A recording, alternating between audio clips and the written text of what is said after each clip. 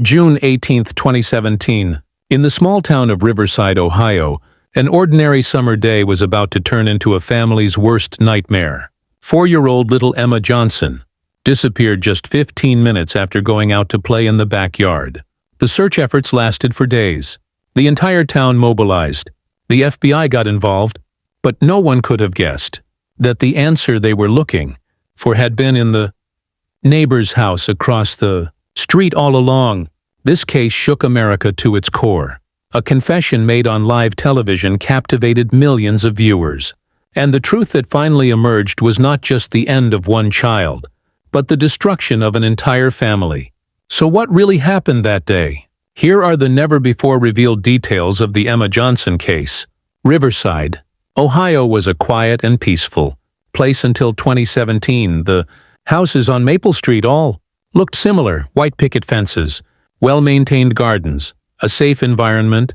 The Johnson family lived on this street at number 2 on 42. June 18, 2017. Sunday afternoon around 2:30 p.m. 4-year-old Emma Johnson went out to the backyard in her pink floral dress. She had her favorite teddy bear with her. Her mother Sarah could see her daughter from the kitchen window. Her father Michael was washing his car in the garage. At 2:45 p.m. Sarah left the kitchen just to make lemonade. 5 minutes, maybe 10 minutes. At 3 p.m. when she looked into the backyard, Emma was gone. At first she didn't panic. Maybe she was on the other side of the yard. Maybe she had hidden behind the tree. But when she started searching, her heart began to race. "Emma! Emma, sweetheart, where are you?" No answer. The backyard gate was ajar. Sarah understood in that moment. Her daughter wasn't in the yard. "Michael, Emma's gone!" Sarah's scream was heard throughout the entire street. Neighbors rushed out of their homes. Michael Johnson ran into the street without even having time to put on his shoes. At 3:15 p.m., 911 was called. At 3:30 p.m., the first police units arrived. At 4 p.m., all of Maple Street was being searched door to door. The Riverside Police Department activated the child abduction protocol. Canine dog teams were brought in. A photo of Emma was sent to all police vehicles in the area. The Amber Alert system was activated. Neighborhood residents organized themselves. Some searched the wooded area. Some searched around the park. Everyone was calling out Emma's name, but there was no trace of the missing little girl. And meanwhile, at house number 247, right across the street, neighbor David Miller was silently watching all this chaos from his window. The first 48 hours are the most critical time in child missing cases. The police knew this. The family knew this. Everyone knew this. But 48 hours passed and Emma Johnson was still missing. Riverside Police Chief Tom Bradley held a press conference on June 20th. The images of Sarah and Michael Johnson standing at the microphone made national news. Sarah Johnson's eyes were swollen. It was clear she hadn't slept. She spoke with a trembling voice. "Emma is only 4 years old. She has a favorite teddy bear. She calls him Mr. Bubbles. She loves the color pink. If anyone has seen her, if anyone knows anything, please contact the police. Bring my daughter home. We just want her back." Michael Johnson couldn't speak. He just held his wife's hand tightly and cried. This press conference caught the attention of ABC News. Famous investigative journalist Rachel Morgan decided to cover the case on her own special program. Morgan was an expert in unsolved crime cases and missing children. On June 21st, Rachel Morgan and her team arrived in Riverside. They went door to door in the neighborhood. They examined security camera footage. They interviewed each neighbor one by one. And during those interviews, one name kept coming up: David Miller. Neighbors were saying, "David? He was always strange. Didn't talk much. I saw him burning something in his yard that day. I saw him in front of his house the day Emma disappeared. He looked very calm, as if nothing had happened. He gave Emma candy once. Sarah was very angry with him." Rachel Morgan put together David Miller's profile. 38 years old, single, software engineer, works from home, weak social relationships, lives away from family. David Miller had become a person of interest. David Miller lived at 247 Maple Street, directly across from the Johnson family. He had a 2-story, gray-colored house. His yard was somewhat unkempt compared to the other houses. His curtains were usually closed. Neighborhood residents described him as the quiet man. He would get his coffee in the morning and quickly enter his house. He didn't chat with anyone. He didn't come to neighborhood parties. Rachel Morgan's team met with David Miller for the first time on June 22. The interview was conducted on the front porch of the house. First interview, June 22nd. The cameras were filming David's face up close. The man looked tense. "David, did you know Emma Johnson?" "Yes. I mean, we're neighbors across the street. I would see her. On June 18th, the day Emma disappeared, were you home?" "Yes, I was home. But I didn't see anything. Did you see Emma at all that day?" There was a slight pause. Just 1 second. But it was captured on camera. "No, I mean, maybe I saw her in the yard. I don't remember." "Did the police talk to you?" "Yes, I gave a statement. I told them the same thing." David Miller's hands were trembling slightly. He kept looking down at the ground. Second interview, June 24th.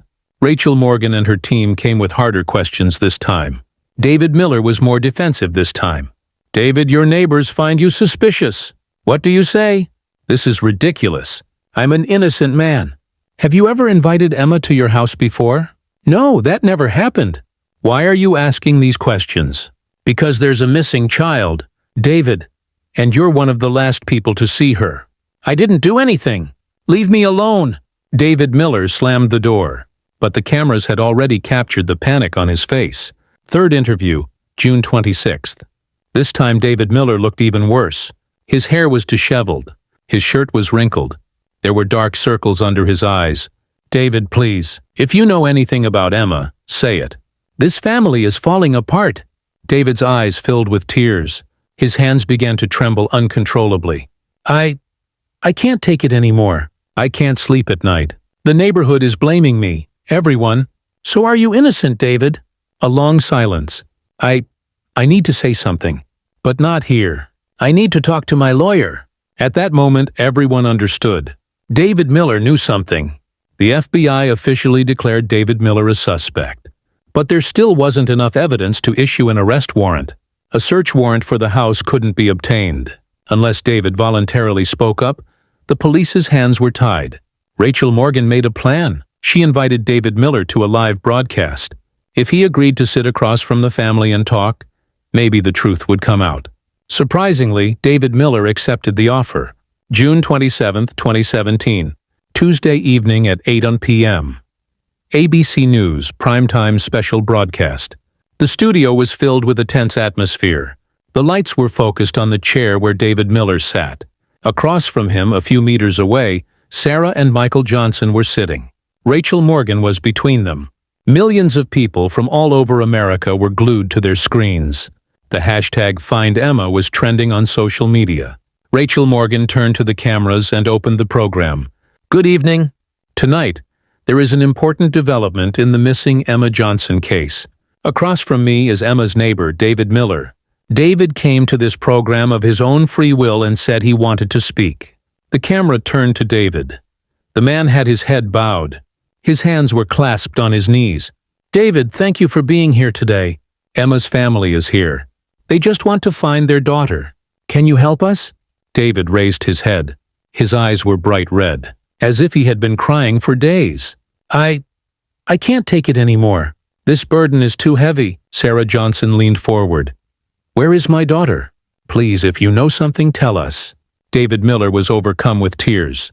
I saw Emma that day." Silence fell over the studio. Everyone was holding their breath. Rachel Morgan. "Where did you see her, David?" "In my backyard. She came into my backyard." Michael Johnson jumped to his feet. "What did you do to her?" Security guards intervened, but David continued to speak.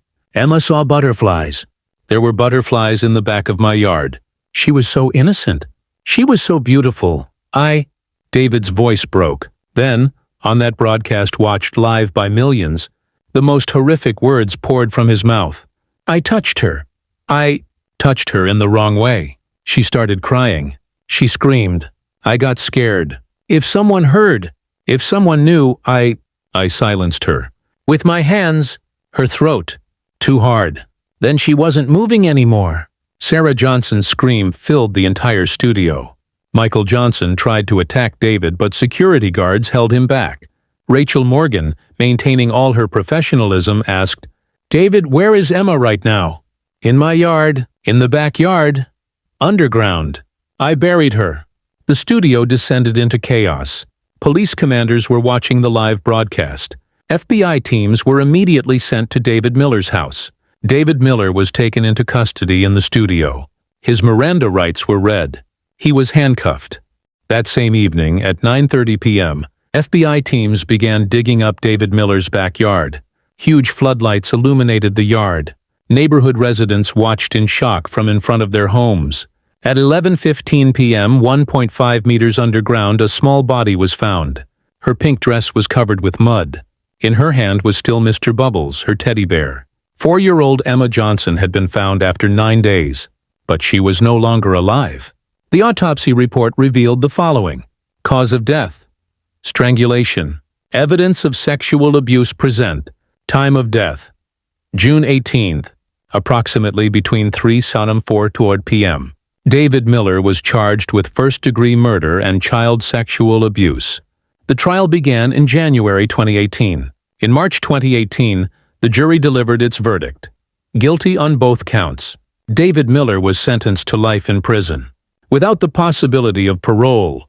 But Emma's story didn't end there. After her daughter's funeral, Sarah Johnson fell into a deep depression. She received psychiatric treatment. She started using sleeping pills. She couldn't leave the house for months. Michael Johnson lost his job.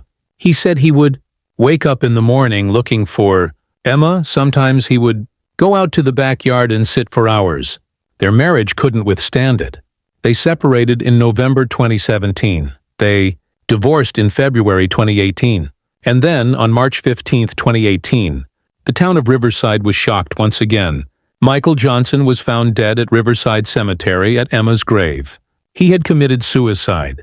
The note he left said, "I can't live in a world without Emma. My daughter is waiting for me. It's time for me to be with her." Michael Johnson's funeral was held, and he was buried right next to Emma. Sarah Johnson still lives in Riverside today, but no longer on Maple Street. She sold that house and moved to the other side of town. In 2019, she founded a charity called Emma's Angels. The foundation provides education on child safety and supports families. Sarah visits Emma's grave every June 18th, and she always leaves a new teddy bear similar to Mr. Bubbles.